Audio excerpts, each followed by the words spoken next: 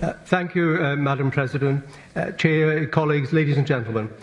I speak to you today in partial despair about yet another development that strikes at the heart of democratic politics in Turkey.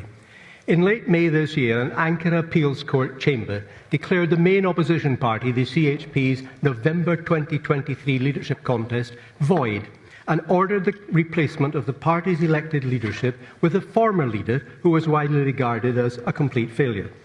But the court not only replaced the leadership, but they cancelled every democratic decision the party made over the last 2 years.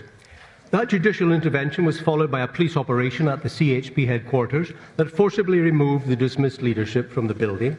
These events, colleagues, are not a narrow internal dispute. They're a seismic rupture in the normal functioning of party democracy.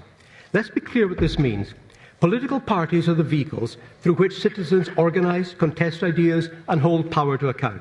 When a court annuls the outcome of an internal party congress and effectively substitute one leader for another, it does more than decide a legal question. It alters the balance of political competition and undermines the electorate's ability to choose.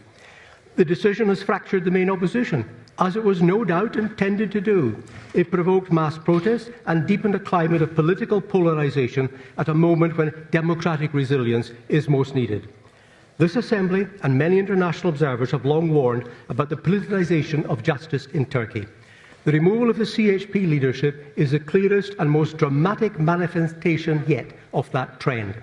It has been described by many as an absolute nullity crisis, a courtroom intervention that in effect rewrites the internal rules of a major political party.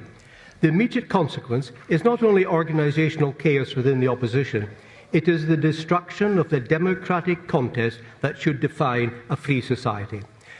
Colleagues, this is not an abstract legal debate.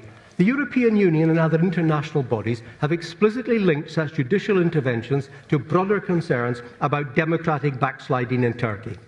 As one EU text put it, these developments have given rise to serious concerns about the protection of citizens' democratic choices. That phrase is not rhetorical.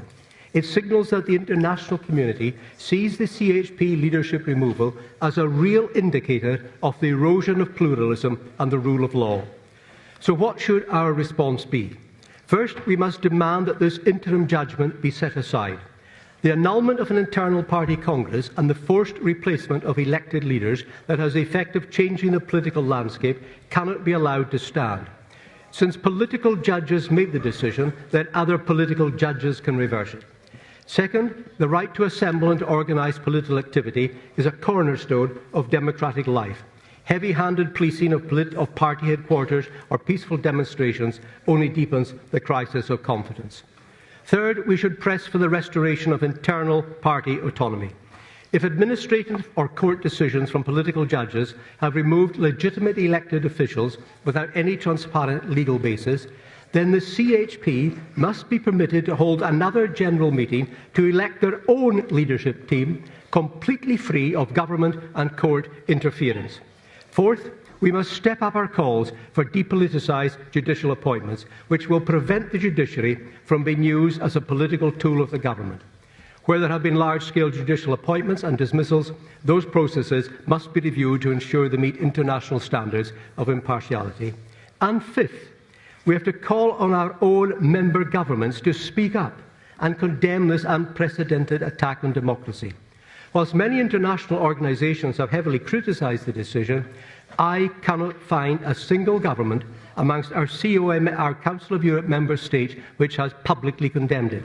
I apologise if any one of your countries has, but I didn't see it. All countries seem to have taken the same line as my own in the United Kingdom: say nothing to offend Turkey, since trade and NATO are more important than democratic rights.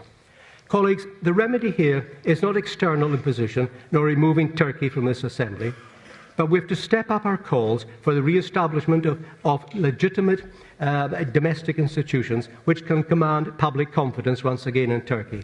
That means depoliticising the judiciary, respecting the autonomy of political parties and guaranteeing the rights of assembly and expression.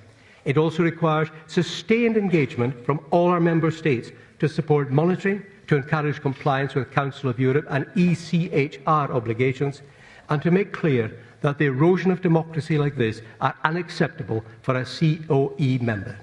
Our governments need to cease their vows of silence on democratic backsliding in Turkey.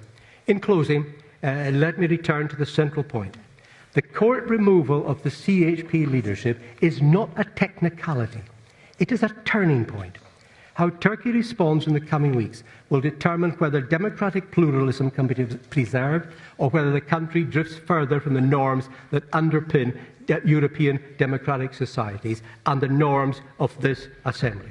So this Assembly must speak plainly, we've got to act consistently, and we must press for remedies that restore the democratic choices of people in Turkey, and remedies which protect political competition and rebuild trust in thoroughly damaged institutions in Turkey. Thank you. In this Assembly, we usually have many different and divergent views, but we are certainly at our strongest when we are united. I thank all the 20 colleagues who spoke with almost one voice this morning, including our esteemed colleagues from Turkey, with just 2 exceptions, all condemning this unprecedented attack on democracy. Just after I took up my monitoring post, I said that one of the problems of reporting on Turkey is that every year there's a new democratic or human rights outrage which distracts our attention away from the last outrage.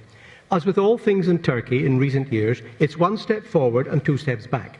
We have the great step forward of the peace process, but then we had the political arrest of Ekrem İmamoğlu, the mayor of Istanbul, and 23 other mayors, and most commentators believe that his arrest is bogus to prevent him running against the president.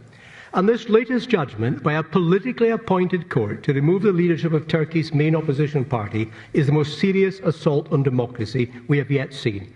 A court with no jurisdiction over party election matters simply erased the result of a democratic Congress and installed a leader widely viewed as compliant and ineffective, someone the government clearly preferred because he posed no political challenge to them. Colleagues, that's not law, it's political engineering carried out through the judiciary. When a court claiming independence overturns an internal party election and replaces the chosen leader with one more favourable to the government, then a fundamental line has been crossed. This is not an internal party quarrel, it's an institutional seizure that strikes at the autonomy of political parties, the right of citizens to choose their representatives, and the integrity of democratic competition itself. And it does not stand alone. We've got the trustee appointments replacing elected mayors, the removal of opposition officials, the politicisation of prosecutors and judges, and now the judicial ouster of an opposition leader, and that forms a clear pattern. Together, they amount to a systematic narrowing of democratic space, a deliberate constriction of pluralism, of political pluralism in Turkey. Colleagues, never in the history of Western democracy since the last World War has a court interfered in the internal workings of a major political party to remove its leadership and replace it with one more favourable to the government. Colleagues, I've got a really soft spot for Turkey.